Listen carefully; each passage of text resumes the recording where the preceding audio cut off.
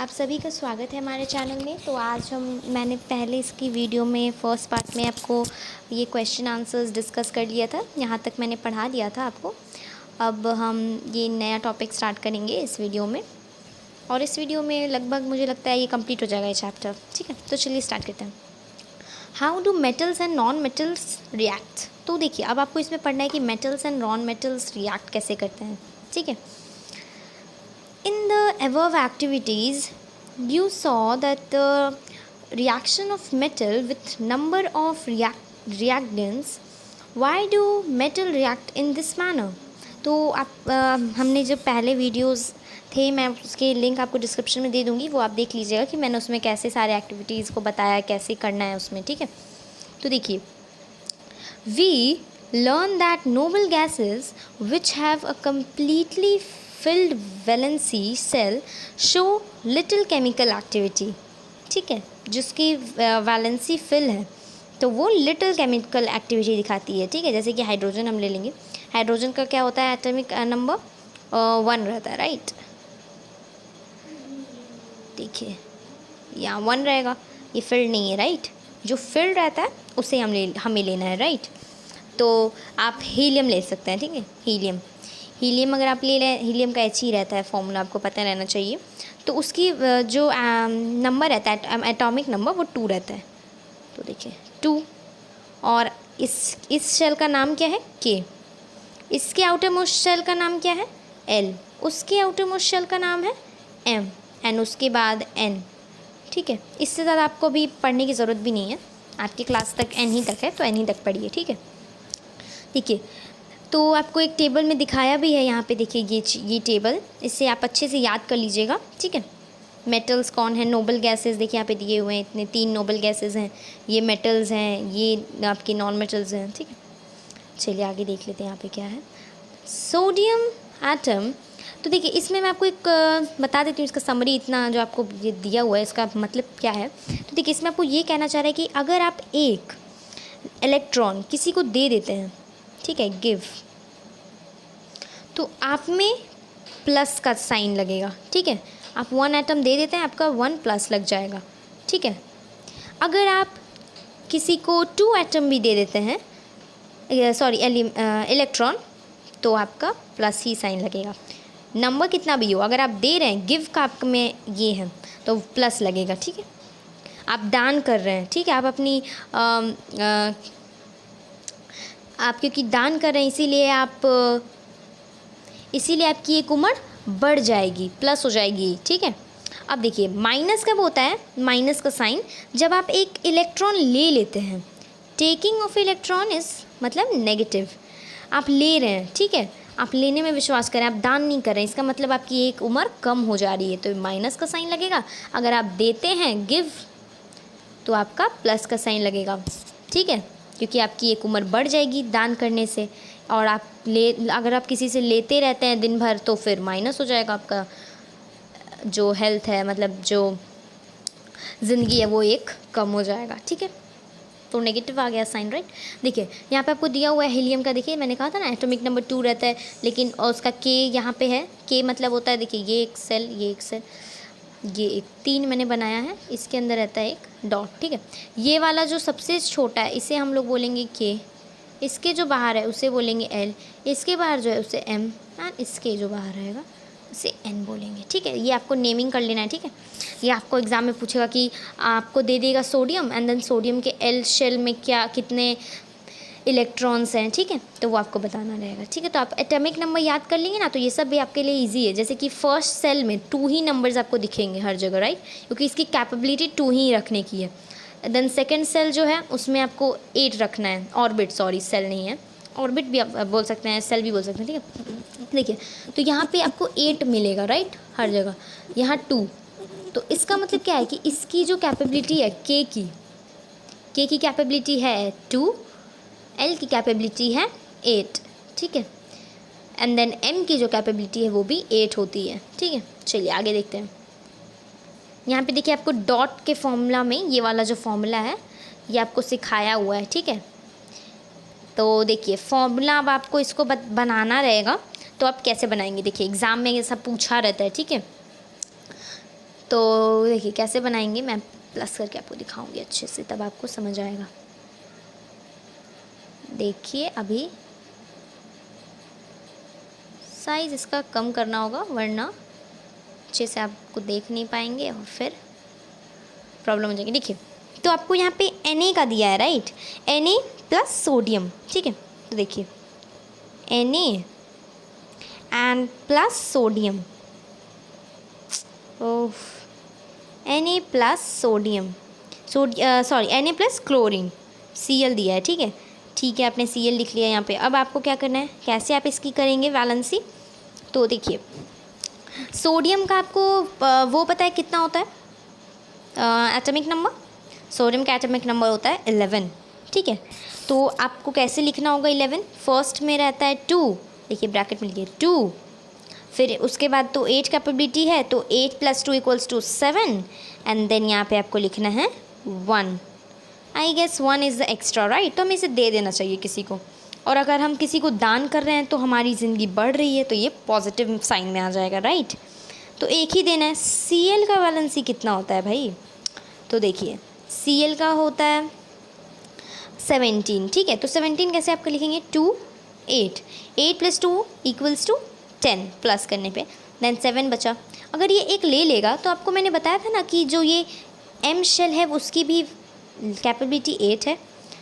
तो चलिए आप देखिए कैसे करेंगे। तो N को एक देना है, Na को, सोडियम को एक ये डॉट देना है, और जो वो है क्या बोलते हैं क्लोरीन, उसे एक लेना है, ठीक है। तो लेने से पहले हम इसे जो इसके पास है उसके हम क्रॉस से उसे डिनोट करेंगे। देखिए 1 2 3 4 5 6 7, इसके पास 7 है ना, देखिए 1 2 3 4 5 6 7 है, इसे ये एक लेना है, यहाँ पे एरो करके दिखाइए। अब यहाँ पे आप क्या करेंगे, यहाँ पे एक डॉट बना देंगे। देखिए यहाँ पे इसे लिया तो एक डॉट बना दीजिए, क्योंकि ये वाला जो डॉट है ये इधर आ गया इसका मतलब, ठीक है। तो अब बताइए क्या हुआ। तो अब देखिए आप इसे कैसे लिखेंगे, देखिए ये आपने कर दिया ना, अब मैं इसे इरेज कर लेती हूँ, ये वाला ऊपर वाला पार्ट, ठीक है। देखिए अब यहाँ पे जब आपने लिख लिया कि ये एक दे रहा है, तो इसके पास क्या हुआ, ये तो हो गया पॉजिटिव, क्योंकि इसने एक डिनोट किया। तो आप यहाँ लिखेंगे Na पॉजिटिव, ठीक है, Na पॉजिटिव हो जाएगा, एंड देन यहाँ पे पॉजिटिव का साइन दे दीजिए। एंड जो क्लोरीन है उसे आप देखिए इस फॉर्म में लिख लीजिए, ठीक है। मैं अब करने नहीं जाऊँगी क्योंकि ऐसे ही मेरा बहुत टाइम लग जाएगा। देखिए मैंने आपको समझा तो दिया ना, उसी से मतलब, राइट। रुकिए 1 मिनट, देखिए यहाँ पे आपको दिया हुआ है, देखिए Na मैंने बोला पॉजिटिव क्योंकि उसने एक दे दिया, ठीक है। और यहाँ पे देखिए इसने एक ले लिया इसलिए ये नेगेटिव हो गया, ठीक है। चलिए इसमें लालच आ गया, इसने ले कैसे लिया इसलिए ये नेगेटिव आ गया, राइट। चलिए अब आगे देखते हैं कि इसमें क्या दिया हुआ है, इसमें क्या लिखा है। तो sodium and chlorine ion being oppositely charged attract each other and are held by strong electrolytic force of attraction to exit as sodium chloride NaCl होता है, राइट। Na भी एक ही प्लस है, क्लोरीन का भी एक ही माइनस है, तो एक एक तो लिया नहीं जाता ना, तो 1 प्लस एंड 1 नेगेटिव, ये तो माइनस हो जाता है, मैथ्स में आपने पढ़ा होगा, राइट। चलिए it should be noted that sodium chloride does not exist in molecule but aggregate of oppositely charged ion, ठीक है। तो ये लोग एग्जिस्ट नहीं करते हैं मॉलिक्यूल्स में, ठीक है, लेकिन ये लोग एग्रीगेट करते हैं पॉजिटिव चार्ज होने की वजह से, अट्रैक्ट रहते हैं एक साथ। देखिए आपको फिर यहाँ पे मैग्नीशियम का भी दिया हुआ है, ठीक है। मैग्नीशियम देखिए, मैग्नीशियम का क्या फॉर्मूला होता है, देखिए 8 + 2 तो 12 हुआ, राइट, 12 हुआ मैग्नीशियम का, एंड क्लोरीन का देखिए कितना हुआ 17, क्योंकि हमने पिछले भी पढ़ा था 17 इसका है और इसका 12, ठीक है। तो देखिए अब इसमें कितना एक्स्ट्रा लग रहा है, ये 2 वाला एक्स्ट्रा है और इसमें एक कम है, तो आप क्या करेंगे, एक ही देना है इसे तो क्लोरीन को, तो आप 2 क्लोरीन बना लेंगे कि दोनों ने एक एक ले लिया इसमें से, तो इसमें से तो 2 प्लस हो गया क्योंकि इसने 2 दे दिया, और इसने तो ले लिया एक एक, तो माइनस हो जाएगा, लेकिन 2 हमने लिया था इसलिए यहाँ पे ब्रैकेट में 2 दे दिया हुआ है, ठीक है। यही आपको यहाँ पे समझाया हुआ है कि लेना देना कैसे चलना है भाई, ठीक है। चलिए आगे देखते हैं। यहाँ पे आपको दिया है प्रॉपर्टीज़ ऑफ आयन कंपाउंड के बारे में एक एक्टिविटी आपको यहाँ पे करना है। देखिए एक्टिविटी 3.13 है। Take a sample of sodium chloride. रुकिए एक मिनट, चलिए अब देखिए। Take a sample of sodium chloride, potassium iodine, barium chloride और any other salt from science laboratory. ठीक है, कोई भी आपको सॉल्ट ले लेना है। ठीक है, उसके बाद क्या करना है, right it's physical state and these salt of this salt. ठीक है, आपको फिजिकल स्टेट इसके लिखने हैं सॉल्ट के। Take some amount of sample on a metal and उसके बाद आपको हीट करना है इसे फ्लेम में। ठीक है, और सबके साथ आपको ये हीट करना है। तो क्या आप ऑब्जर्व करेंगे, एनी कलर उसका बदलता है। डू दिस कंपाउंड मेटल, तो ये क्या कंपाउंड मेटल है। Try to dissolve the sample in water, petrol, कोई भी मतलब किसी चीज़ लिक्विड चीज़ में आप इसे सॉल्यूबल करिए। क्या ये सॉल्यूबल है। Make a circuit as shown as in 3, देखिए यहाँ पे दिया हुआ है 3.3 में यहाँ पे। ठीक है, क्या दिया हुआ है, तो आपको देखिए इसमें क्या करना है, एक मिनट। हाँ, तो देखिए मेक द सर्किट आपको बनाना है। देखिए इसी तरह से सर्किट एक बनाना है, बैटरी यहाँ पे रख देना है, उसके बाद बल्ब एक रख देना है, स्विच रख देना है। ठीक है, यहाँ स्विच है, यहाँ बल्ब है, यहाँ बैटरी है। ठीक है, ये बीकर है, ये ग्रेफाइट रॉड है, सॉल्ट सोल्यूशन है, अंडर टेस्ट है, ये टेस्ट किया जा रहा है इस पर। अब देखिए आप what do you infer about the nature of this compound, आपको क्या पता चलता है इस नेचर ऑफ कंपाउंड के बारे में। तो देखिए आयनिक कंपाउंड, ठीक है, मेटल, इसका मेल्टिंग पॉइंट क्या है, बॉइलिंग पॉइंट क्या है, ये सब इससे पता चलता है आपको। ठीक है, 3.4 table 3.4 melting point, boiling point of some ions, ये आपको दिया हुआ है। NaCl का मेल्टिंग पॉइंट, बॉइलिंग पॉइंट क्या होता है, फिर इसका क्या होता है, फिर CaCl2 का क्या होता है, फिर कार्बन ऑक्साइड का क्या होता है, मैग्नीशियम क्लोराइड का क्या होता है, ये सबको आपको याद करना है। ठीक, तो देखिए ऑब्जर्वेशन में देखिए आपको यहाँ पे आंसर दिया हुआ है ऑब्जर्वेशन का।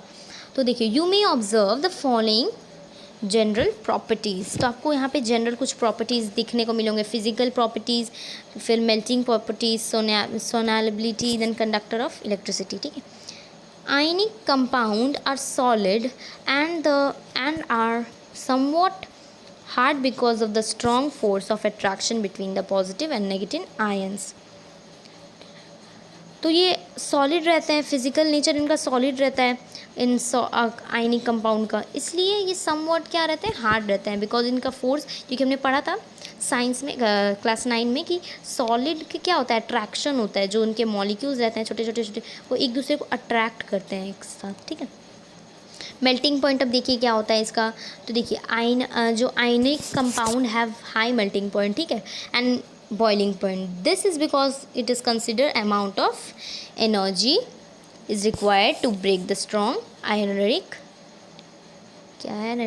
अट्रैक्शन। ठीक है, तो ये आपको ये बहुत इंपॉर्टेंट है, यहाँ से क्वेश्चन आते हैं एग्जाम में। ठीक है, ये याद कर लीजिएगा। ये देखिए यहाँ से क्वेश्चन आता है, मैं मार्क कर देती हूँ। ठीक है, ये वाला, या तो ये पूरा पैराग्राफ ही ले लीजिए ना, थोड़े से 2 लाइन एक्स्ट्रा कर लेंगे तो क्या हो जाएगा, राइट। उसके बाद देखिए यहाँ पे दिया है electrovalent compound are generally soluble in water and insoluble in solvent such as. तो ये जब हमने एक्टिविटी किया उसने कहा था ना, वाटर में एक बार करिए, केरोसिन में करिए, पेट्रोल में करिए, तो इन सब में करने से हमें क्या पता चल रहा है कि वाटर में तो डिसॉल्वेबल है, लेकिन केरोसिन और ये सब में नहीं है, केरोसिन पेट्रोल में। अब इलेक्ट्रिसिटी कैसे कंडक्ट कर रहा है, इलेक्ट्रिसिटी कंडक्ट करता है through a solution involves the movement of charge particle. A solution of ionic compound in water contain ion which move to the opposite electrodes when electricity is passed through the solution. The ionic compound in solid state do not conduct electricity because the movement of ion is not possible due to its rigid structure, but ion compound conduct electricity in molten state. It is possible in molten state। तो देखिए sodium solid में नहीं होता है reaction, क्योंकि वो move ही नहीं करता है, उसका जो एटम रहता है अंदर में वो एक दूसरे को अट्रैक्ट करता रहता है ना, तो वो फ्रीली नहीं रहता है। लेकिन जैसे वो मोल्टेड थोड़ा सा लिक्विड में आता है गलने के बाद, तो वो थोड़ा थोड़ा लूज़ हो जाता है, उसका जो अट्रैक्शन रहता है वो धीरे धीरे कम हो जाता है, तो वो अट्रैक्ट नहीं करता है एक दूसरे से, इसीलिए वो does the ion move freely and conduct electricity, इसीलिए वो फ्रीली मूव करके इलेक्ट्रिसिटी कंडक्ट कर लेता है, ठीक है। तो यहाँ पे आपको राइट करना, वही मैग्नीशियम एंड ऑक्सीजन के साथ करना है, तो आप ये करिएगा, ठीक है। देन शो द, ठीक है। तो रुकिए, ये सब क्वेश्चन का एक ठोका मैं कर देती हूँ, बाकी सबका करिएगा, ठीक है। नंबर 2 का जो है वो मैं कर देती हूँ। Show the formation of sodium oxide and magnesium oxide by transfer of ions, ठीक है। ट्रांसफ़र ऑफ आयन करने से कैसे बनता है सोडियम ऑक्साइड एंड, उसके बाद देखिए what are the ion present in these compound, इसमें कैसे आयन्स पता है। Why do ionic compound have high melting point, क्योंकि वो स्ट्रॉन्ग, क्या बोलते हैं, हार्ड रहते हैं ना, सॉलिड इन स्टेट रहते हैं, राइट। तो देखिए इसका मैंने जो आपको बोल रही थी, इसमें आपको क्या करना है, पहले Na का लिख देना है, ठीक है। Na प्लस होगा, उसके बाद ऑक्सीजन का जो रहता है 3 4 5 6 7 8 रहता है, राइट। तो ये Na2 लिख दीजिए, इसे 8 कर दीजिए, एंड देन उसके बाद आपको बस एक, क्योंकि ये इसका 11 रहता है ना वैलेंसी, तो 2 and 8 = 10, तो इसका एक एक्स्ट्रा है, तो ये एक इसे दे देगा, लाइक दिस हो जाएगा, राइट। इसे ब्रैकेट में लिखिएगा, बस ऐसे ही कुछ करना है, राइट। देखिए अब ऑकरेंस ऑफ मेटल हम लोग पढ़ेंगे, एंड उसके बाद एक्सटेंशन ऑफ मेटल भी है। चलिए ऑकरेंस ऑफ मेटल, मेटल कहाँ से आया, ठीक है। हमने इतने मेटल के बारे में पढ़ लिया, लेकिन हमें यही नहीं पता कि मेटल आया कहाँ से, राइट। तो मेटल देखिए ऐसा कुछ रॉकेट साइंस नहीं है इसमें ये यही है कि earth crust is the major, रुकिए, अर्थ क्रश से ही आया है, ठीक है। The earth crust is the major source of metal. Sea water also contains some soluble salts such as sodium, magnesium chloride, etc. The element or compound which occur naturally in the earth crust are known as minerals, ठीक है। जो element naturally मिलते हैं उन्हें हम minerals बोलते हैं, ठीक है। At some place minerals contain a very high percentage of particles, particular metal, and metal can be profitably extracted from it, ठीक है। तो फ्री में वहाँ से आपको बस उसे निकाल लेना है, तो प्रॉफिट ही होगा, राइट। बस अर्थ के क्रश को खोदते जाओ, मेटल्स मिलते जाएंगे, वैसे इतना आसान नहीं है ये, ठीक है। These metals are called ores, जो आपको ज़मीन से मिलता है अर्थ क्रश से, उसे हम इसे हम ओर कहते हैं, ठीक है, इस मिनरल्स को। चलिए आगे देखते हैं एक्सट्रैक्शन ऑफ मेटल। देखिए अब having this knowledge you can easily understand how a metal is extract from the ore. Reactive series अगर आपको मेटल का पता रहे तो आपको बता सकते हैं कि ये कैसे इसका हाउ मेटल इज एक्सट्रैक्ट, तो कैसे मेटल एक्सट्रैक्ट किया गया, अलग किया गया है, राइट। तो some metals are found in the earth crust in free state, ठीक है। फ्री स्टेट में फाउंड हो सकते हैं कुछ, लेकिन जो ज़्यादा रिएक्टिव रहते हैं वो क्या करते हैं, कंबाइन हो जाते हैं एक दूसरे में, ठीक है। जैसे मैग्नीशियम एयर में आके मैग्नीशियम ऑक्साइड बन जाता है, कंबाइन हो जाता है, वैसे ही। चलिए आगे देखते हैं। So are found in their compound, तो ऐसे तो ये नॉर्मली मिलता है फ्री स्टेट में, लेकिन जो ज़्यादा रिएक्टिव रहते हैं वो कंपाउंड में मिलते हैं, ठीक है। The metal at the bottom of the reactive series are the least reactive. तो बॉटम में क्या है, Au Ag, मतलब silver and gold, they are often found in free state, मतलब ये सब फ्री स्टेट में भी आपको मिल सकते हैं, ठीक है। गोल्ड एंड सिल्वर, देखिए ये सब दिए हुए हैं यहाँ पर आपको रिएक्टिव सीरीज। कनिका का मांग ऑल्टोजन फरारी PUBG क्यूट है AgAu, ठीक है। चलिए आगे देखते हैं। For example gold, platinum and copper are found in free state. Gold, platinum and copper are found in free state, ठीक है। आगे है कि copper and silver are also found in free state. Copper और सिल्वर भी free ही state में found किए जाते हैं, ये फ्री स्टेट में सब फाउंड किए जाते हैं। Then copper and silver are found in the combined state as there are sulphide और oxide ores. Sorry, copper and जो सिल्वर रहते हैं, ये देखिए सिल्वर है, कॉपर, ये क्या रहते हैं, ये कंबाइंड स्टेट में मिलते हैं, ठीक है। मैंने गलती से बोल दिया ये उसमें मिलते हैं फ्री स्टेट में। फ्री स्टेट में मिलते हैं गोल्ड, सिल्वर एंड प्लैटिनम, ठीक है। और सिल्वर कभी कभी आपको copper silver are found in combined state there, क्योंकि वो कंबाइन भी हो सकते हैं क्योंकि वहाँ पे सल्फाइड एंड ऑक्साइड ओर्स भी रहते हैं, right. The metal at the top of the reactivity light, ये सब ठीक है। So reactive they are never found in natural free state, ये कभी अलग नहीं मिलेंगे आपको अकेले, ये किसी ना किसी के साथ रहेंगे। मिडिल में जो रहते हैं ये मीडियम रहते हैं, ठीक है, क्योंकि मिडिल में है। They are found in the earth crust mainly as oxide, sulphide और कार्बोनेट, ठीक है। ऑक्साइड में तो मिलते हैं, तो सल्फाइड में मिलते हैं, तो कार्बोनेट में मिलते हैं, ठीक है। उसके बाद you will find that the ores of many metals are oxide, ज़्यादातर के क्या रहते हैं, ऑक्साइड रहते हैं, क्योंकि ऑक्सीजन ज़्यादातर मिलता होगा वहाँ पे। This is because oxygen is very reactive metal element ई and is very abundant on earth, ठीक है, क्योंकि बहुत ज़्यादा रिएक्टिव भी है। Thus the basic reactivity we can group the element into 3 category, metals of low reactive, metals of medium reactive, metals of high reactive. Different techniques are used to obtain the metals falling in each category. Several steps are involved for extraction. A summary of these steps, देखिए आपको summary भी यहाँ पे नीचे दिया है, ये देखिए। तो ये कैसे आप ये होता है एक्सटेंशन, उसका आपको एक ठो का ये ओर से पहले निकाला जाता है, उसके बाद मेटल हाई रिएक्टिव एक जगह, ये सब वो बहुत कुछ है। आप ये सब को अच्छे से देख लीजिए, याद कर लीजिए कि पहले क्या होता है, पहले उसके बाद क्या होता है, इसके बाद क्या होता है, इसके बाद क्या होता है, इसके बाद ये दो होता है, इसके बाद ये होता है, इसके बाद एक प्रोसेस में मिल जाता है, ठीक। चलिए आगे देखते हैं। एनरिचमेंट ऑफ ओर, ठीक है। Ore mined from the earth are usually combined with large amount of impurity such as, तो देखिए अब इतने नीचे मिलेगा वो, मतलब यहाँ अगर हमारा सरफेस है और वो पता है कहाँ मिलेगा, यहाँ मिलेगा पोटेशियम सोडियम ऐसे, ठीक है, इतना नीचे। तो जब हम उसे निकालेंगे तो उसमें से तो इम्प्योरिटीज़ पूरा उसमें डस्ट लग जाएगा, सैंड लग जाएगा, ठीक है, सॉइल लग जाएगा। तो ये सब को क्या बोलेंगे, तो इस सब को हम लोग बोलेंगे गैंग्यू। गैंग्यू कैसा नाम है। The impurities must be remove from the ore prior to extension of metal. The process used for removing the granules from the ore are basically on the difference between physical and chemical properties of the granule and the ore, मतलब जो गंदगी है उसमें भी physical properties and chemical property देख के उसे निकालने का अलग अलग steps लिया जाता है, ठीक है। तो देखिए उस steps का भी आपको नाम दिया हुआ है यहाँ पे, extension metal of low reactive, फिर मीडियम, फिर हाई रिएक्टिव होगा, राइट। देखिए metal in the reactive series are very unreactive, so metal low in the reactive series are very unreactive, जो सबसे नीचे रहते हैं जैसे कि गोल्ड Ag.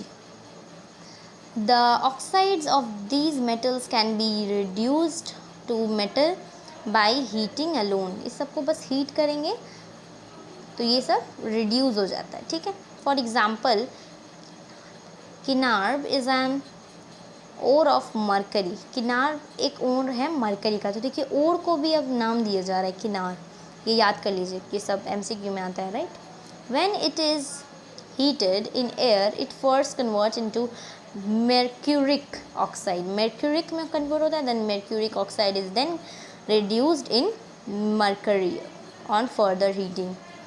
देखिए 2 बार हीट करके इसे बनाया जाता है मरकरी को। सिमिलरली कॉपर के साथ भी ऐसा ही है, 2 बार हीटिंग कर सकते हैं उसको। चलिए आगे देखते हैं। अब देखिए आगे क्या दिया है, तो आगे दिया है आपको कि the metals in the middle, देखिए middle reactives like such as iron, copper, ये सब these are usually present in sulphides और कार्बोनेट इन नेचर, ठीक है। सल्फाइड्स या तो कार्बोनेट में आपको मिलेंगे देखने को, ठीक है। These it is earlier easier to obtain a metal from its oxide as compared to sulfide and carbonate, ठीक है। ये easy रहता है ऑक्साइड से मेटल निकालना as compared to carbonate and sulfide. Therefore prior to reduction the metal sulfides and carbonate must be converted into metal oxide. तो पहले इसे मेटल ऑक्साइड में कन्वर्ट किया जाता है, तब उससे निकाला जाता है मेटल को। The sulphide ores are converted into oxide by heating strongly in presence of excess air. इसी बहुत द सल्फाइड ओर जो रहता है उसे पहले ऑक्साइड में कन्वर्ट करने के लिए बहुत ज़्यादा हीट दिया जाता है, उसके बाद वो कन्वर्ट होता है, इसे हम लोग रोस्टिंग के नाम से भी जानते हैं। The carbonate ore are then change into oxide by strong heating immediately. तो फिर कार्बोनेट को भी यही किया जाता है, स्ट्रॉन्ग हीटिंग के बाद उसे भी ऑक्सीडेट। तो ये देखिए, ये प्रोसेस याद करिएगा, रोस्टिंग एंड, ये क्या दिया हुआ है, रुकिए एक मिनट, रोस्टिंग एंड, देखिए रोस्टिंग मतलब जो हम सल्फाइड से जो और निकाल रहे हैं ऑक्सीजन हीट करके, हीट करने के बाद जो सल्फाइड से निकल रहा है और उसे रोस्टिंग, और जो कार्बोनेट से हम और निकाल रहे हैं हीट करके उसका कैल्सिनेशन। ठीक है।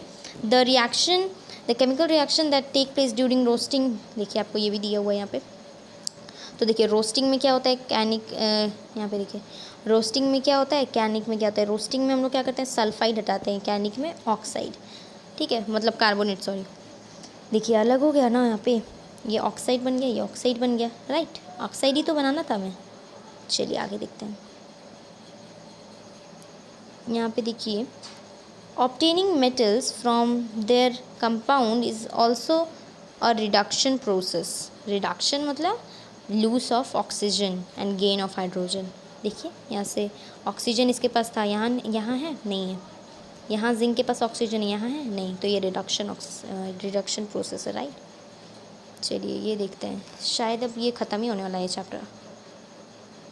हाँ 3 पेजेस हैं। चलिए, तो यहाँ एजेंट क्या दिया हुआ है, यहाँ देखिए, beside using carbon to reduce metal oxide to metal, sometime displacement reaction can be also used. Highly reactive metals such as sodium, calcium and aluminum are used as reducing agent because they can displace metal of lower reactive from their compound। ठीक है, जैसे कि example magnesium dioxide is heated with aluminium powder. तो ये देखिए, ये reaction होता है, डिस्प्लेसमेंट रिएक्शन होता है। ये मैग्नीशियम ऑक्साइड के साथ है, लेकिन यहाँ पे Al चला जाएगा इधर, देखिए, और Mn अलग हो जाएगा। ठीक है, मैग्नीशियम नहीं है, सॉरी, मैग्नीज है। चलिए, तो अब यहाँ पे this is a reaction known as thermite reaction. ये ट्रिमिट रिएक्शन है, कैसे देखिए आगे पढ़ेंगे। The this displacement reaction are highly exothermic. तो इसमें जो अमाउंट ऑफ हीट है वो इतना लार्ज होता है, प्रोड्यूस होता है, इतना लार्ज अमाउंट का ये हीट प्रोड्यूस करता है, इट इज़ मोल्टन स्टेट। ठीक है, तो यहाँ पे क्या दिया है, the amount of heat involves is so large that the metal are produced in molted state. मतलब वो मेटल्स निकलता तो है लेकिन एकदम पिघला हुआ। In fact the reaction of iron oxide with aluminium is used to join railway tracks. Railway की पटरियाँ उसको उससे जॉइन करने के, जैसे गैप दिया जाता है ना, वो जॉइन करने के मोल्टेड स्टेट में निकलता है, राइट, हीट, क्योंकि एक्सोथर्मिक बहुत ज़्यादा। देखिए इसका इक्वेशन मैं जल्दी इसलिए कर रही हूँ कि जल्दी से ये चैप्टर ख़त्म हो जाए, राइट। देखिए, extracting metal towards the top of the reactive series. ठीक है, अब मेटल को top of the reactive series लाने के लिए क्या करना पड़ता है। ठीक है, तो चलिए देखते हैं। तो यहाँ पे आपको दिया हुआ है कि द मेटल, देखिए यहाँ पे दिया, the metal high up in the reactive series are very reactive. They cannot be obtained from their compound by heating with carbon. For example, यहाँ पे एग्जाम्पल लीजिए, carbon cannot reduce the oxide of sodium, magnesium, calcium, aluminium etc. ठीक है, तो ये सब obtain नहीं किया जा सकता है। ठीक है, कंपाउंड हीटिंग विथ कार्बन, ये सब जो यहाँ पे लिखा हुआ है, sodium, magnesium, calcium, to expect. This is because, ये सब क्यों है, तो देखिए, this is because the metal are more, देखिए रुकिए एक मिनट, द मेटल्स, ये ऐसा इसलिए है क्योंकि इसका जो मेटल्स है ना, affinity for oxygen and carbon. ठीक है, इसका चाहत बहुत है oxygen and carbon. This metals are obtain from electrolytic reduction. For example, sodium, magnesium, calcium are obtain from electrolysis for their molted chlorides. ठीक है, the metal are decomposed at cathode and the negative charge electrode, whereas the chlorine is liberated at anode, positive charge। anode मतलब positive, cathode मतलब negative। ठीक है, याद रखिएगा ये anode cathode, इसमें बहुत बच्चे कंफ्यूज हो जाते हैं। ठीक है, अब देखिए यहाँ पे आपको ये रिफाइनिंग ऑफ मेटल करना है, ठीक है। एक मिनट, यहाँ पे 3.2 किसका है? ओ इसी में का है। चलिए देखिए, रिफाइनिंग ऑफ मेटल कैसे करते हैं, मेटल को हम प्योर कैसे करें। तो देखिए, the metal produced by various reduction process describe above are not very pure, they contain impurities which can be removed. तो देखिए, पहला प्रोसेस है इलेक्ट्रोलाइटिक रिफाइनिंग। तो पहले मेटल्स जैसे कि कॉपर, निकल, सिल्वर, गोल्ड को रिफाइन करना पड़ता है इलेक्ट्रोलाइटिक रिफाइनिंग के थ्रू, ठीक है। तो this process the impurities metal is made the electrode and a thin strip of pure metal is made at cathode। देखिए कैथोड के पास anode, cathode minus, anode plus, ठीक है। Solution of metal salt is used as electrolytic, ठीक है। यहाँ पे जो ये है, उसके बाद the aperture is set up like this, इसके जैसा सेट किया जाता है। On passing the current through the electrolyte the pure metal from the cathode dissolve into the electrolytic and evaluate amount of pure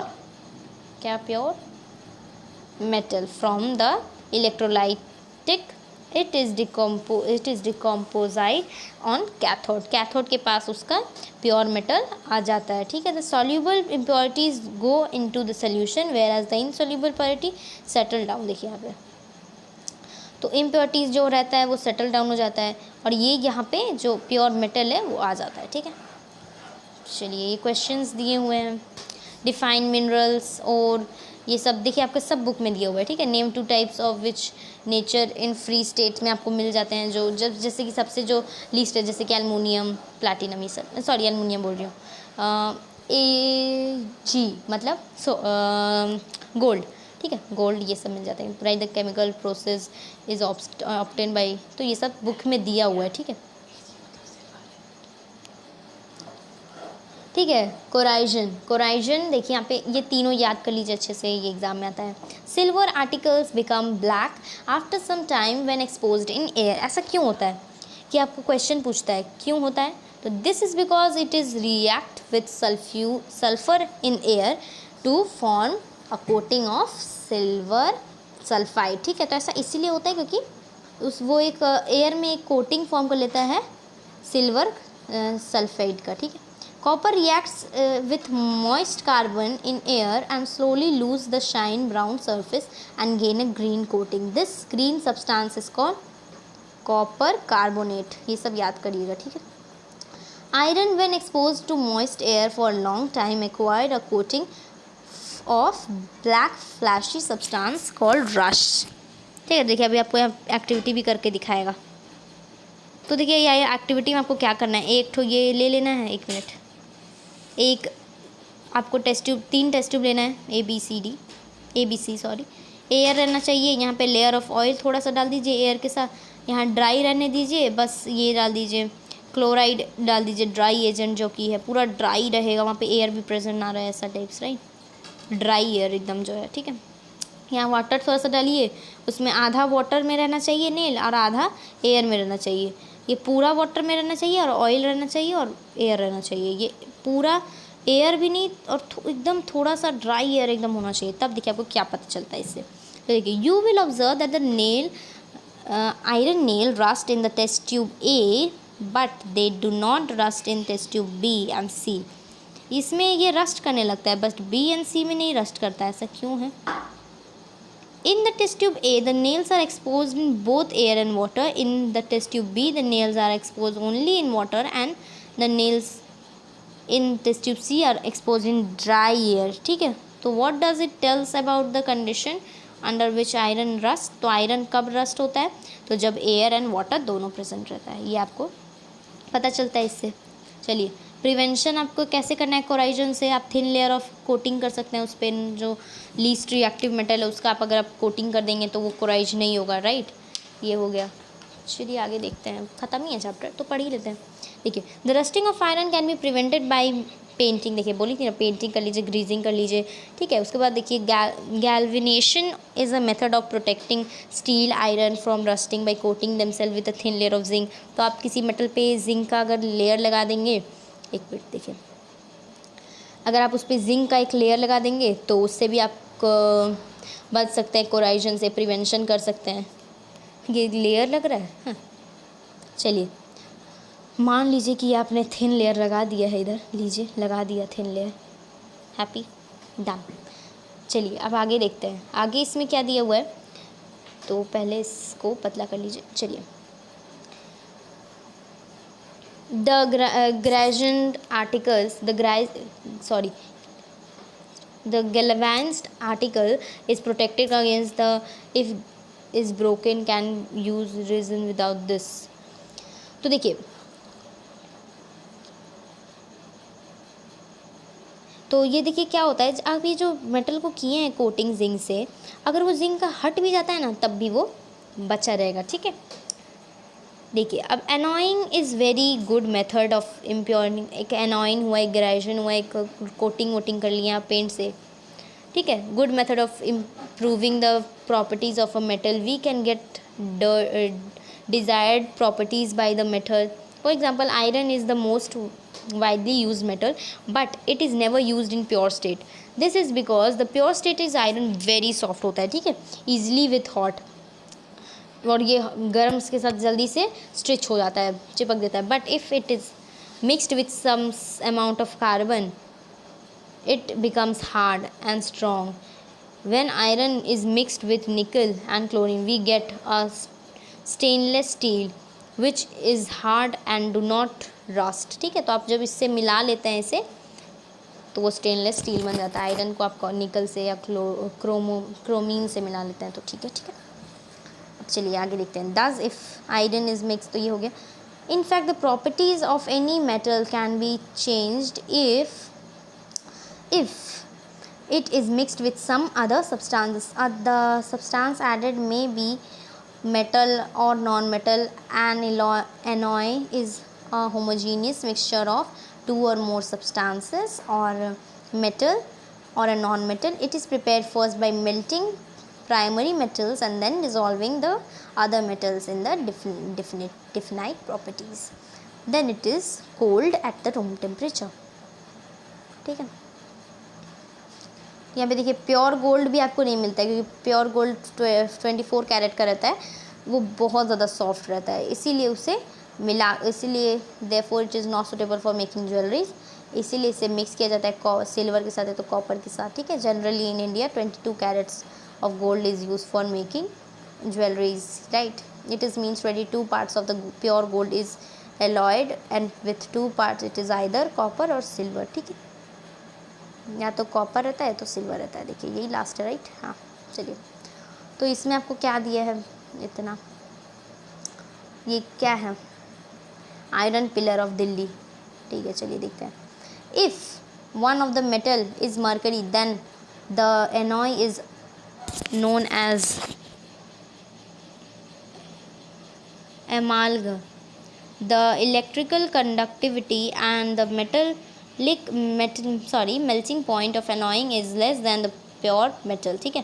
For example, brass and alloying of copper and zinc and bronze and alloying of copper and tin are not good conductor of electricity।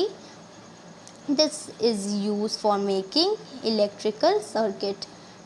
Solder and alloying of lead and tin has a low melting point and is used for welding electrical wire together, ठीक है। ये भी याद कर लीजिएगा आप, इसमें जो ये सब दिया हुआ है, ये सब जो फॉर एग्जाम्पल वाला, ठीक है। चलिए वंडर भी पढ़ लेते हैं। वंडर ऑफ एशियंट, तो ये कुतुब मीनार के बारे में बता रहा है कि इतना साल ये पुराना है। They have developed the process of iron for rusting. For example it is quality of iron. तो इसे आयरन पिलर, ये कितना हाइट का है, 8 मतलब 8 मीटर्स हाइट, एंड वेट इसका 6 टॉन्स है, मतलब 1 10 100,000 6000 kgs। It's too much, right. Question answers के लिए मैंने बोला ही था कि मैं अदर अलग वीडियो बनाऊंगी, ठीक है। ये क्वेश्चन आंसर सारे एक में रहेंगे अलग वीडियो में, ठीक है। चलिए, thank you then, and please like and subscribe our channel, ठीक है। एंड मैं प्लेलिस्ट में आपको इसका फर्स्ट पार्ट दे दूँगी, आप फर्स्ट पार्ट भी देख लीजिएगा।